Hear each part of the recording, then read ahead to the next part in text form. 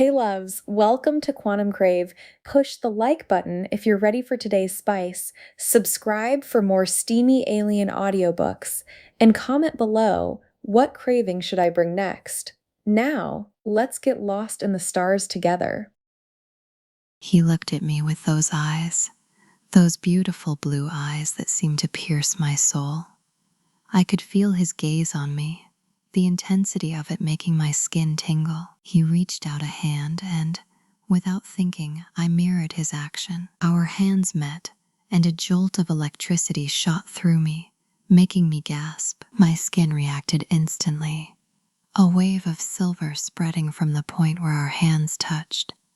I tried to control it, to keep the cool, polite silver that was expected of me during these negotiations, but it was no use. The silver turned to amber, then deep crimson, and I knew he could see the desire that was coursing through me. I should have pulled away, should have regained my composure, but instead I leaned closer to him, drawn in by some irresistible force. He didn't shy away, didn't pull back. Instead, he leaned in too, and I could feel the heat radiating off him. Our faces were inches apart now, and I could see the desire in his eyes. I wanted to kiss him, to feel his lips on mine, and then I felt it, the soft brush of his lips against my cheek. It was a simple gesture, but it sent a shiver down my spine. My skin reacted instantly. A riot of colors and textures that mirrored the storm of emotions inside me. I wanted to show him everything, to let him see how he affected me. I turned my head and captured his lips with mine. It was like an explosion went off inside me. Every nerve ending was on fire as our lips moved together. I felt his hand on the small of my back, pulling me closer to him. Our bodies were pressed together, and I could feel the heat between us. I deepened the kiss, my tongue tangling with his.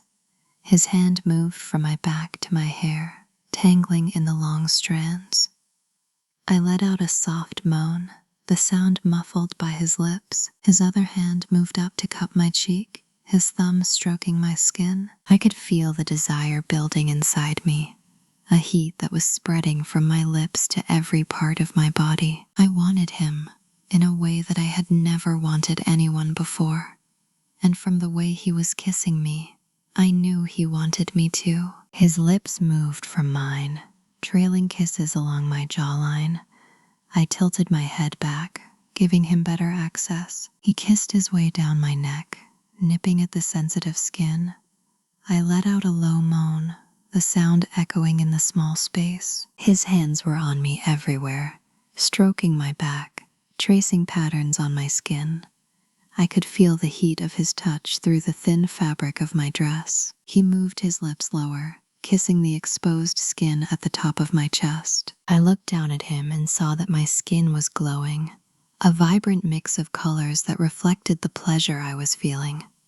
He looked up at me and smiled, his teeth gleaming in the soft light. "Beautiful," he whispered, his voice full of awe. "You're so beautiful." I reached out a hand to touch him, to show him what he did to me. But before our skin could meet, there was a knock on the door. We both froze, our bodies still pressed together. "Mr. Vale? Ambassador Voss? Are you in there?" It was one of the station attendants, and they sounded annoyed. We quickly pulled apart, straightening our clothes and trying to regain our composure. "Yes, we're here," Marcus called out, his voice a little hoarse. "Just finishing up." I looked at him and tried to smile, but it felt forced. There was so much more I wanted to do, so much more I wanted to show him. But now was not the time. "Until next time," I said softly, stepping away from him. He nodded, his expression filled with regret. "Until next time." And with that, I left the observation lounge, my heart still pounding in my chest. We part as diplomats by day, but by night we continue cultural exchange, knowing our forbidden connection might rewrite treaties or start a quiet revolution of the heart. The door hissed shut behind me, sealing Marcus away in the observation lounge. I pressed my palm flat against the cool metal, my breath still coming in shallow, heated pulls. The attendant, a stern-faced woman with a datapad clutched to her chest, eyed me with thinly veiled impatience. "The transport for the Terran delegation is ready for boarding, Ambassador Voss," she stated, her tone clipped. "Your presence is required." I nodded, smoothing a hand down the front of my dress, willing the riotous colors beneath my skin to settle back into a placid, diplomatic silver. It was a struggle. Every inch of me hummed with the memory of his touch, the phantom pressure of his lips a brand on my neck. "Of course, lead the way," I replied, my voice thankfully steady. We walked through the station's sterile corridors, her boots clicking a sharp rhythm against the polished floor. I tried to focus on the negotiations, on the trade agreements and border disputes that had brought our two peoples to this diplomatic outpost. But my mind kept drifting back to the warmth of his body, the taste of his mouth, the way his eyes had darkened with a hunger that mirrored my own. This was more than a political complication. It was a seismic shift in my very foundation. The docking bay was a cacophony of noise and motion. The Terran ship, a hulking vessel of brushed steel and blinking lights, stood in stark contrast to the elegant, organic curves of my own people's crafts. My delegation was already assembled, their skins a uniform, reserved silver. They nodded as I approached, their expressions neutral, but I felt the subtle shift in their collective energy. They could sense the disquiet in me, the unspoken heat that radiated from my core. I took my place among them, folding my hands in front of me, a picture of composure I did not feel. From across the bay, I saw him. Marcus stood with his own delegation, every inch the composed Terran emissary, but his eyes found mine instantly, and the brief, intense connection was like a physical touch, a flicker of deep indigo, the color of longing, bled through the silver on the back of my hand before I could suppress it. His lips twitched, the ghost of a smile, and he gave an almost imperceptible nod. The station commander began a droning farewell speech, but the words were meaningless noise. Our silent conversation was the only one that mattered.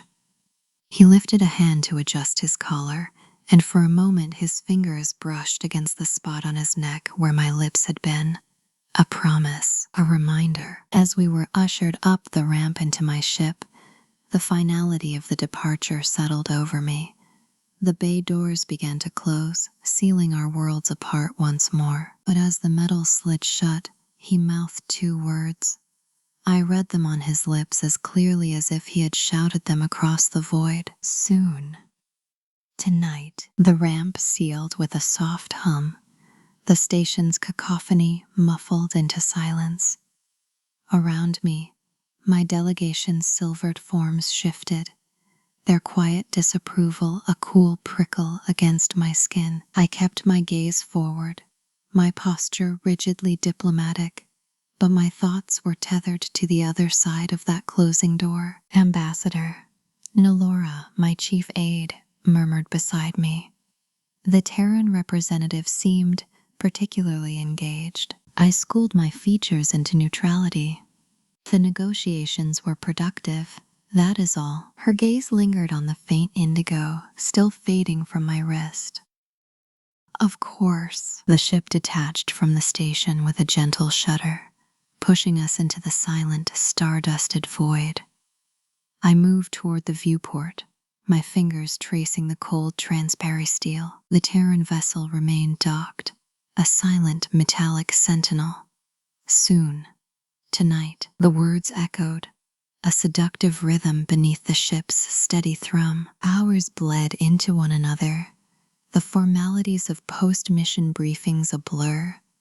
I recited diplomatic pleasantries, approved trade logs, all while the memory of Marcus's hands on my skin rewrote every protocol I'd ever memorized. My quarters, when I finally retreated to them, were too quiet, the air too still. I poured a measure of spiced elixir, the liquid shimmering a pale gold.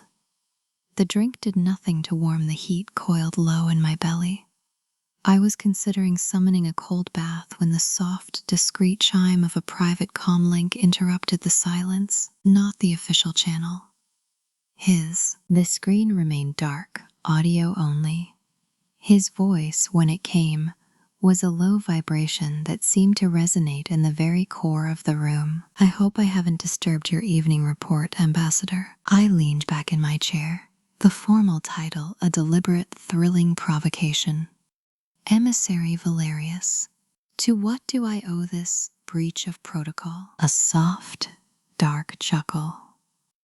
Let's call it a follow-up.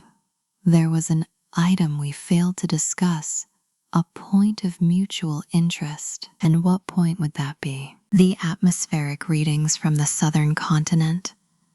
The data your aide presented was incomplete. I took a slow sip, letting the silence stretch. He was lying. We both knew it. The southern continent had been settled weeks ago. Is that so? I have the corrected figures. They require a more private viewing. Your ship's diplomatic shuttle is cleared for a discreet docking. Bay 7 in 1 hour. My pulse hammered against my ribs. This was insanity. A clandestine meeting. A risk that could unravel a decade of careful diplomacy. The silver of my skin fractured. A flash of deep violet betraying my racing heart. And if I deem this data correction an unnecessary risk, I asked, my voice far steadier than I felt, then I will have to conclude my analysis is flawed, he said, his tone dropping, softening into something intimate and raw. And that will be a genuine disappointment. The words hung between us, a challenge and an invitation. I closed my eyes, saw the way his gaze had held mine across the bay, felt the ghost of his promise. I find flawed analysis unacceptable, I whispered. I'll be waiting. The link severed. The silence that followed was deafening. I sat for a long moment, my hands pressed flat on the cool surface of the desk. Then, with a resolve that felt both terrifying and inevitable, I rose. I tapped my comm. Nalora, I said, my voice crisp, official. Prepare the diplomatic shuttle. I am returning to the station. There is an urgent classified matter to review with Emissary Valerius. Ambassador. The hour is irrelevant. The matter is time-sensitive. See to it. I terminated the call before she could protest further. My reflection in the dark viewport showed a woman fractured, half diplomat, half something else entirely, her skin a storm of silver and wanting indigo. I smoothed my dress, took a deep, steadying breath, and went to meet him. The hum of the shuttle was a different frequency than the mothership's, a lower, more intimate vibration that seemed to match the rhythm of my own pulse. As the craft slipped through the void, I watched the Terran station grow from a glittering speck into a complex web of light and metal. My hands, usually so steady during high-stakes negotiations, felt unaccountably warm. I rarely took the helm myself, but tonight I dismissed the pilot. This was not an official visit.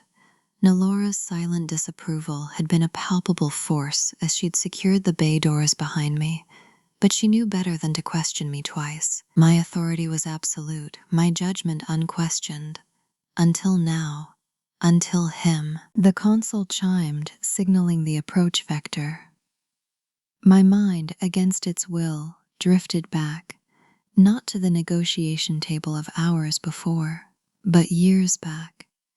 To the first time, it had been on Cygnus Prime, at a formal reception that was as tedious as it was mandatory. The Terran delegation was new, their customs still a mystery to us. I was surrounded by a circle of my own people, discussing trade routes and atmospheric stabilizers, when a human broke through the cordal barrier. He was taller than the others, his uniform crisp but worn with a slight irreverence, as if the rules were a suggestion he only sometimes followed. He'd walked right up to me, ignoring the subtle defensive shift of my aides. His eyes, a shocking, clear gray against his sun-weathered skin, didn't look at my ceremonial robes or the intricate silver patterns on my skin. They looked directly at me. "They told me you're the one who gets things done," he'd said. No title, no honorific. A blatant breach of protocol that should have had him escorted out. "They were correct," I'd replied, my tone glacial. "And you are?" "Marcus Valerius, the one they send when things get complicated." He'd offered a data slate, not with the usual flourish, but like he was handing me a tool. "Our atmospheric processors are failing. Your people's tech is the only thing that can save 3 million settlers. I need your help." Verdi, it wasn't a request. It was a statement of shared purpose. I'd taken the slate, our fingers brushing. A jolt, sharp and electric, had shot up my arm. My skin had flushed a faint, uncontrolled indigo at the wrist. He'd seen it. His eyes had narrowed, not in offense, but in recognition, in curiosity. I'd granted his request. Not because of the data, which was compelling, but because of the man. Because he'd looked at a diplomat and seen an ally, a partner. Perhaps even then something more. The memory faded as my shuttle shuddered gently, locking into the docking clamps of Bay 7. The bay was dark, reserved for maintenance and apparently clandestine meetings. The only light came from the dim, red emergency strips along the floor. The hatch hissed open. He was already there, waiting just beyond the threshold, leaning against a stack of cargo crates. Out of his formal emissary's uniform, he wore simple, dark fatigues that made him look less like a diplomat and more like the soldier I knew he'd once been. "You came," he said. His voice was quiet, meant only for the small space between us. "You presented a flaw in my data," I replied, stepping down onto the deck plating. The air in the bay was colder than on my ship, carrying the metallic scent of machinery and ozone. "I am thorough in all things." He pushed off from the crates and closed the distance. "Are you?" "Always." He was close enough now that I could see the faint lines at the corners of his eyes, the shadow of stubble on his jaw. The southern continent data was perfect, Leah. The use of my given name, stripped of all title, was a deliberate and devastating intimacy. My skin shimmered, a wave of violet betraying me before I could master it. "Then why am I here, emissary?" "You tell me." He didn't touch me, but his gaze was a physical thing, tracing the line of my throat, the silvered curve of my shoulder. "You read the report. You knew it was a lie, yet you dismissed your pilot. You walked into a dark, empty bay, alone." My breath felt tight. "Perhaps I enjoy correcting your analysis in person." A slow smile touched his lips. "Is that what we're going to call it?" The tension was a live wire between us, humming with everything unsaid. He reached out, his fingers not quite touching the shimmering skin of my arm. What does it mean when it turns that color?" "It's a reaction," I said, my voice softer than I intended. "A loss of control." "Control," he repeated, as if tasting the word. "You have so much of it. It's one of the first things I noticed about you. That night on Cygnus, you stood there, surrounded by all that political maneuvering, and you were the only real thing in the room." He finally closed the last inch, his fingers gently circling my wrist. The contact was electric, warmer than any Terran's touch had a right to be. My skin bloomed a deeper indigo under his hand. "Your analysis is flawed, Marcus," I whispered. "I know." His thumb moved in a slow, deliberate arc against my skin. The flaw was thinking I could walk away from this again. His fingers tightened slightly around my wrist, a grounding pressure that felt both possessive and reverent. "You told me once that control is the cornerstone of diplomacy, that it separates us from chaos. And you told me that chaos is just order waiting to be understood." I reminded him, my pulse thrumming beneath his touch. The scent of him, Ozone, worn leather, and something uniquely human filled the space between us. His other hand came up to brush a stray strand of silver hair from my temple. We've spent years orbiting this. Every negotiation, every meeting, it's been a dance. And whose lead are we following now? I asked, my voice barely more than breath. Neither of ours. He leaned in, his forehead resting against mine. The gesture was startlingly intimate, far more than a kiss might have been. It's the lead of whatever this is that won't let either of us walk away. My skin shifted entirely to indigo, a complete surrender to the moment. I could feel the hum of the station through the deck plating, a counterpoint to the frantic beat of my heart. This is a breach of every protocol we've ever established. Protocols are for diplomats, he murmured, his lips so close I could feel the warmth of his words. What are we right now, Leah? I let out a shaky breath, the truth escaping before I could cage it. Two people who should know better. His laugh was soft, dark velvet in the dim light. Knowing better has never stopped anyone from wanting. His mouth found mine then, not tentative, not questioning, but as if he was claiming a truth we'd both denied for too long. It wasn't the careful, calculated kiss of two emissaries sharing a moment of political theater. It was desperate. It was real. My hands came up to clutch at the fabric of his fatigues, pulling him closer as the taste of him, sharp, human, alive, flooded my senses. When we broke apart, my skin was shimmering with waves of indigo and silver, a visible map of my unraveling control. He traced the patterns with his thumb, his eyes dark with something akin to wonder. I've imagined this more times than I should admit. So have I confessed, the words a relief to finally release.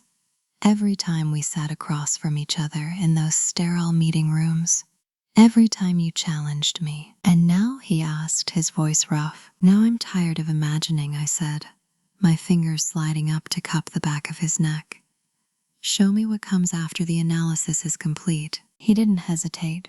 His mouth found mine again, deeper this time, his hands sliding from my wrists to my waist, pulling me flush against him. The cold metal of the bay seemed to fade into insignificance against the heat of his body. I could feel the hard lines of him through his fatigues, the strength in his arms as he lifted me onto the edge of a nearby cargo crate. The action was effortless, and it sent a thrill through me, a reminder of the soldier beneath the diplomat. Marcus, I breathed as his lips trailed down my throat, each kiss a brand against my shimmering skin. He looked up, his eyes burning with an intensity that made my breath catch. Tell me to stop, he said, his voice graveled. Tell me this is a mistake and I'll walk you back to your shuttle. We'll pretend this never happened. I tangled my fingers in his hair, pulling him back to me. The only mistake would be stopping now. A low growl rumbled in his chest as his hands slid up my thighs, pushing the fabric of my dress higher. Then let's make a new protocol. His mouth found mine again, and for the first time in a decade, I stopped thinking about diplomacy, about risk, about consequences. There was only his touch, his taste, the weight of his body against mine, and the silent, humming station around us, a secret held in the dark between stars. His hands were rough and calloused, a soldier's hands, but his touch was reverent as he traced the patterns of indigo light blooming across my skin. I've wondered, he murmured against my neck, if this was how the stars felt when they were born. The cold metal of the cargo crate seeped through the thin fabric of my dress, but his warmth enveloped me. I arched into his touch, my fingers tightening in his hair. Poetic for a soldier, I breathed. He pulled back just enough to meet my eyes, his own dark with emotion. You bring it out in me. His thumb traced the line of my jaw.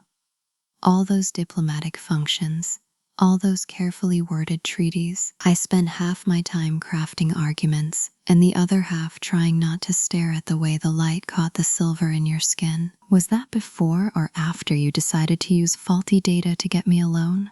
I asked, my tone teasing despite the way my heart hammered against my ribs. He let out a low chuckle.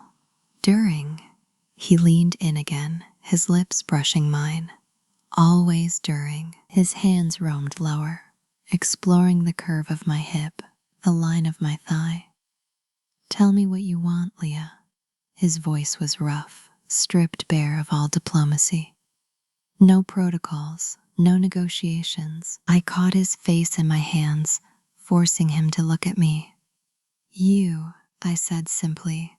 Just you. Something in his expression shifted, a crack in his own formidable control. You've had me since Cygnus Prime, he admitted, the words sounding torn from him. 3 years of watching you command rooms, outmaneuver admirals, rebuild worlds. God, Leah. His forehead dropped to mine again. 3 years of wanting this. His mouth found mine in a kiss that felt less like a collision and more like a homecoming. There was no rush, no frantic urgency now, just a slow, deliberate exploration. His hands moved to the fastenings of my dress, his fingers surprisingly deft as he worked them open. The air of the bay was cool against my newly exposed skin, but his touch was warm, tracing the lines of silver and indigo that pulsed in time with my heartbeat. You're more beautiful than any star chart I've ever seen, he breathed, his voice full of wonder. I reached for the closures of his fatigues, my fingers trembling slightly. Then it's a good thing you're an explorer, I said, managing a shaky smile. He laughed, the sound echoing softly in the cavernous space. Always. He caught my hands, stilling them. Wait, I froze, a thread of uncertainty winding through me. Marcus? He shook his head, his expression turning serious. This doesn't change anything, you know. Tomorrow, we'll still be on opposite sides of that table. I studied his face, the lines of strain around his eyes, the set of his jaw. He was right, of course. This was a complication we couldn't afford. An alliance between us would be seen as a breach of trust by both our governments. But looking at him now, with his hair rumpled and his eyes dark with desire, the political consequences felt distant, abstract. Then let tomorrow be tomorrow, I said, my voice steady despite the tremor in my hands. Tonight, there's no table, no sides. I leaned forward until our lips were inches apart. Just us. His control broke. His mouth crashed into mine as he lifted me fully into his arms, turning to press my back against the cold metal wall. The shock of temperature made me gasp, and he swallowed the sound, his hands roaming possessively over my skin. I'm not letting you go back tonight, he growled against my mouth. Not until I've mapped every star in your galaxy. A thrill shot through me, sharp and bright. Careful, emissary, I breathed, my fingers digging into his shoulders. That sounds like a declaration. It is, he said, his eyes burning into mine. And I never say anything I don't mean. Outside the bay, the station hummed on, oblivious to the 2 diplomats rewriting their own rules in the dark. Somewhere beyond the metal walls, our respective ships waited, their crews none the wiser. For tonight, at least, the negotiations could wait. His eyes held mine, the intensity in them a promise and a threat rolled into one. They'll come looking for you. I arched a brow, though my pulse was racing. Afraid of getting caught, Marcus? Only of what happens when they find us. He pressed closer, his body a solid wall of heat against the chill of the bay. Your security detail won't take kindly to me keeping their emissary detained. A slow smile touched my lips. Then maybe you should make it worth the reprimand. His low growl vibrated through me as he lifted me from the crate, my legs wrapping instinctively around his waist. His hands supported my weight with an ease that left me breathless. and for a moment we stood suspended, two figures caught in the dim light, the quiet hum of the station our only witness. "If we're rewriting protocol," he murmured, his lips tracing the line of my collarbone, "then let's make it memorable." I buried my face in the crook of his neck, breathing him in, the scent of worn leather and warm skin, the faint tang of ozone. "Everything with you is memorable," I whispered, the words muffled but true. He carried me deeper into the bay, away from the crates and into a more shadowed alcove where the light from the corridor didn't quite reach. "Here," he said, his voice rough, "where no one can see." He set me down gently, his hands lingering on my hips. The darkness felt like a shield, an unspoken agreement between us. For now, the rest of the universe didn't exist. His fingers traced patterns on my skin, following the shimmering trails of indigo as they pulsed softly in the gloom. "I want to remember you like this," he said quietly. "No titles, no duties, just this." I reached for him, pulling him down to me, and his mouth met mine with a hunger that felt ancient. There were no more words after that, only touch, only the quiet, desperate sounds we made as we explored each other in the dark. Time stretched and contracted. The cold metal beneath me, the warmth of his hands, the rhythm of our breathing sinking. It was all that mattered. When he finally stilled above me, his forehead pressed against mine, the silence between us felt heavier than before. "We can't stay," I said softly, my voice hoarse. "I know." He didn't move, his body a comforting weight. But for a little while longer, he shifted, his arms wrapping around me, pulling me against his chest. We stayed like that, curled together in the shadows, the hum of the station a steady reminder of the world waiting outside. After a long moment, he spoke again, his voice low and grave. "This changes everything, Leah." I closed my eyes, feeling the truth of it settle deep in my bones. "I know." His hand stroked my hair, slow and steady. "They'll separate us, send you to one end of the galaxy, me to the other." "Probably." I turned my face into his shoulder, breathing him in one last time. "But not tonight." He was quiet for so long I thought he might have fallen asleep. Then his arms tightened around me. "When they come for you," he said, his voice barely a whisper, "don't look back." Before I could respond, the bay doors hissed open, flooding the space with harsh, artificial light. We froze, both of us caught in the sudden glare. Figures silhouetted in the doorway. My security detail, their faces grim. Marcus's grip on me tightened for a heartbeat before he slowly, deliberately released me. He rose to his feet, his expression shifting back to the cool, unreadable mask of the Terran emissary. But his eyes, when they met mine one last time, held a silent, desperate warning. One of the guards stepped forward, his weapon held steady. "Emissary Leah," he said, his voice cold. "You're needed, immediately." As I rose, pulling my dress back into place, I kept my gaze fixed on Marcus. His jaw was tight, his hands clenched at his sides. The guard's comm unit crackled to life, a voice slicing through the tension. "We have a situation. The Cygnus delegation has just declared a breach of treaty." My heart went cold. Marcus didn't look away. The guard's eyes narrowed. "On whose authority?" The reply was swift, brutal. "Theirs." And in that single word, I knew. Everything had already fallen apart.